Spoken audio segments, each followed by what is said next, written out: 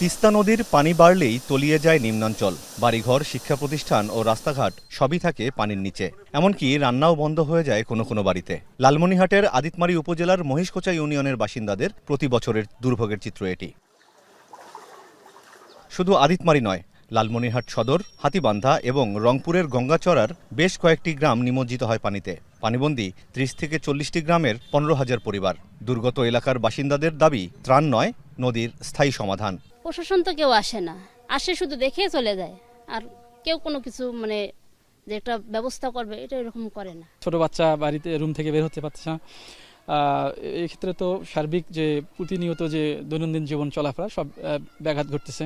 তিস্তা মহাপরিকল্পনা বহুদিন থেকে শুনি, কাজ বাস্তবায়ন হচ্ছে না। এর সমাধান একটাই, সেটা হচ্ছে তিস্তা মহাপরিকল্পনা বাস্তবায়ন। এটা যত দ্রুত বাস্তবায়ন হবে অত দ্রুত তিস্তা পাড়ের মানুষের এই দুঃখ কষ্ট লাঘব এটা দূর হবে। উজানে অতিবৃষ্টি এবং পাহাড়ি ঢলে রোববার দুপুরের পর থেকেই পানি বাড়তে থাকে তিস্তায়। রাতে বিপদসীমার উপর দিয়ে প্রবাহিত হতে থাকে পানি। প্লাবিত হয় নীলফামারী, লালমনিরহাট ও রংপুরের তিস্তা অববাহিকার নিম্নাঞ্চল। পানিবন্দী ৩ জেলার লক্ষাধিক মানুষ। তবে সকাল থেকে পানি কমতে শুরু করে। এদিকে পানিবন্দী মানুষের দুর্ভোগ ও ক্ষয়ক্ষতি নিরূপণে প্রয়োজনীয় ব্যবস্থা নেওয়ার কথা জানায় প্রশাসন। পানি উন্নয়ন বোর্ড বলছে, নদীর তলদেশে পলি জমে বারবার প্লাবিত হওয়ার ঘটনা ঘটছে। দীর্ঘমেয়াদী পরিকল্পনা ছাড়া এই সমস্যার সমাধান হবে না।